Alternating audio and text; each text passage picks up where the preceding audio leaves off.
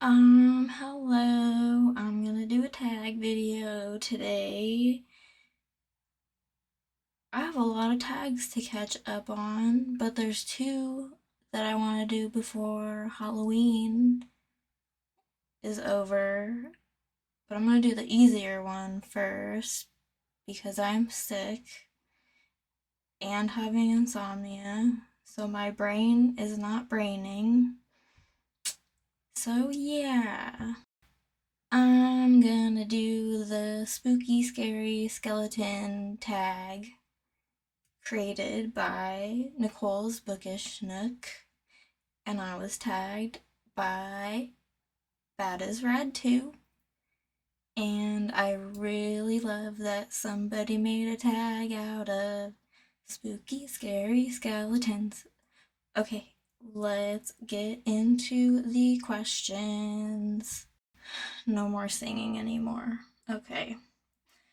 Question 1, Witchy Mayhem. Name a book you loved or hated about witches. I almost used this book in the last tag that I did, and I'm glad I didn't because I couldn't think of any other books that I owned that I could do this for, but it's one that I talk about a lot. It's Rosemary's Baby. There's a coven of witches that worship Satan. But what does that have to do with Rosemary's Baby? I'm sure a lot of you know, but if you don't, you have to read it to find out. Yeah, I love this book. I really do. I've read it twice. I would read it again and again and again and again. It's such a cop-out answer for me. I mean, I'm sure I've read more, but I can't think of any. Question 2, The Pumpkin King, a fiction book about a spooky main character. I went with Goth by Otsuichi, maybe? The main character in this is a boy in high school who is obsessed with true crime and murder, and he possibly, only possibly, may take his obsession a little bit too far. So, yeah, he's a little bit spooky. Just a little bit. Question 3, Orange Fever. A book with the word orange in the title or a book with orange on the cover. I didn't know if I had one, but then I looked on my shelves and I do. It's A Head Full of Ghosts by Paul Tremblay. This is one of my favorite horror books. This is about a family who has two daughters, and the older daughter starts displaying some, I would say, schizophrenic like behaviors, but the dad of the family is stupid and decides to take her to a priest, and one thing leads to another, and all of a sudden they have a film crew in their home, and they decide that they're going to broadcast this teenager's exorcism on television. So while it kind of is about the idea of is it a possession or is it mental health, that versus that, it's really kind of about the after effects of what this can do to a family and stuff like that. So there's really a lot of cool things in here. If you haven't read this, I think you might really like it. Or I might have horrible taste and you might hate it. Sorry, I am sick. Question 4. Ghouls and Ghosts. A book you love about ghouls and ghosts. So I'm gonna go with a series, a manga series, PTSD Radio. This is volume 3, and this is all that's going to be coming out for a while because it suddenly got abandoned by its author. It's a weird story, but apparently the author started feeling like he was getting haunted or something. But these are collections of very, very, very short stories, a lot of them. Some are a bit longer, but most of them, or not most, but a lot of them are extremely short. And yeah, if you've ever read webtoons, it really kind of reminds me a lot about webtoons. But yeah, there's lots of spooky art in there, and a lot of it's like ghost stuff, like that. I could flip through and just show lots of ghosty and gooey stuff. So yeah, that is PTSD Radio.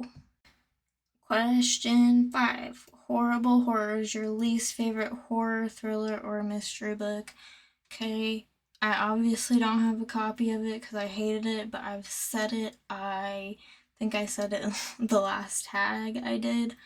I hate Salem's Lot by Stephen King. I absolutely hated that book. I found it so boring. Someday I will watch the films because I'm curious, because I feel like I might like the films, but absolutely hate that book. I don't even know why I finished it because I gave it 1 star. Normally I would just DNF something that I dislike that much, but I hate Salem's Lot. Sorry. Question 6. Gothic Wonders. A favorite Gotham themed book you've read in the past 5 years. Okay. Here's where I'm gonna give you all a bit of a nerd out. Okay, and we're just gonna have a little bit of a discussion about the Brontes. Okay, my favorite Bronte is Charlotte Bronte because Jane Eyre is my favorite. I'll try not to talk too much about each one though. This is basically about a woman, a young woman, because she's a child in the beginning, but then she turns 18 and she has had a horrible life, and she goes to be a governess for this very rich man, and she falls in love with him, and that's all I'm gonna say. Great book. And then we have Emily Bronte with Wuthering Heights. So I feel like a lot of people don't know what they're getting into with Wuthering Heights because it's basically just described as a romance, and then people are like, what? Like, I feel like they go in expecting like a Jane Austen book. No. And I made one video where I said this book was not romance.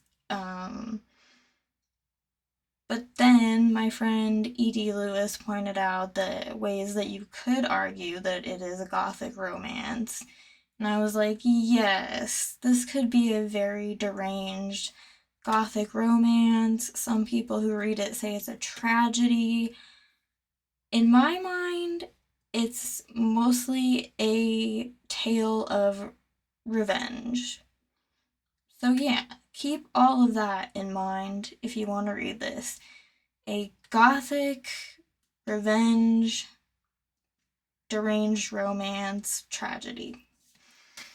And finally, okay, this book is not a gothic novel, but I would argue that it has teensy bits of gothic elements to it, and that is The Tenant of Wildfell Hall by Anne Bronte. I just want to give her a bit of a shout out because she's mostly known for Agnes Grey. God, Agnes Grey is so boring. Agnes Grey is like if Jane Eyre and Emma by Jane Austen had a baby and that baby went and did stuff. It's horrible. I think it's the most boring book I ever read in my life. I gave that book a 1 star. So if you want to read Anne Bronte and you have taste like me, read The Tenant of Wildfell Hall. Like I said, it's technically not gothic, but I feel like it has gothic elements, like the setting and the characters have just like those pinches of a gothic feel to them. So, anyways, I ranted long enough about that. Okay, question 7. Magic and Potions, a fiction or non-fiction book about magic and potions. Okay, so I felt like I needed to go with fantasy for this, but I wanted to keep it a little bit spooky, so I grabbed Coraline by Neil Gaiman. Yes, so love the book, love the movie. Do you see the hand? Do you see the hand moving? Ooh, I'm pointing the wrong way. But anyways, the book is a little bit darker than the movie, but yes, it is about a girl who moves with her parents, finds a secret door that leads to, like, ugh, look at those hands, an alternate universe. And yeah, it is quite creepy what she goes through. And yes, there's no YB in the book, which shocked me when I read this because I saw the movie when I was 15 years old and I read the book when I was about 23 and I was like, what? But this is a great book. You should definitely read the book. Question 8. Black Cats, a book about cats or a book with a cat as a side character or a main character. Oh my god. I don't know why my lighting goes out like that sometimes, but okay, it's Kiki's Delivery Service, the book. I hate that I can't get that sticker off, but yes, I have the book version, and Gigi is her cat, and this is about a girl who is a witch, so I guess I could have answered it for the witch question too, but I wanted to save it for the cat question. And yeah, in her witch family, when they turn, I think, 13, they're supposed to go off on their own and apprentice and find their special talent. So she turned that age and she goes off on her own to find her special talent and goes on adventures, and it's so cute and fun. But this is rare to find. Apparently, this was once on sale at Goodwill for less than $1 because that is a zero right there. I had to pay way more than that for this book. Question 9. Spooky Scary Skeletons, a book that sent shivers down your spine. Oh my god, my light went out again. Okay, so for me, I need to stop laughing because this book is for real. Okay. I read a lot of messed up books that are very violent, but when they're fictional, they're fictional. Like when they're fantasy fictional. But when there's stuff that happens, that actually happens to people, that's when they freaking scare me. So I went with Mysterious Skin by Scott Heim because this is I always say when I talk about this book that this is not a spoiler. It's on the back of the book. This is about two young boys who are molested by their baseball coach and how it affects them throughout their childhood and going into their young adult life. That scares me.